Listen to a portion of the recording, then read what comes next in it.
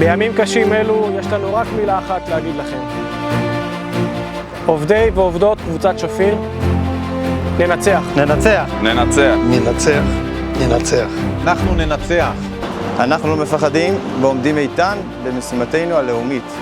נבנה מחדש, מאוחדים יותר, חזקים יותר, כי כאלה אנחנו.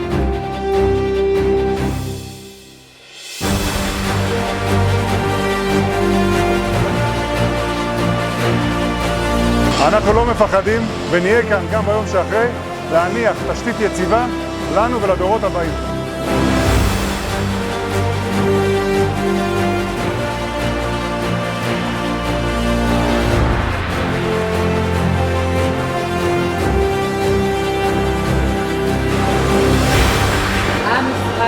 עם ישראל חי. עם ישראל חי. עם ישראל חי.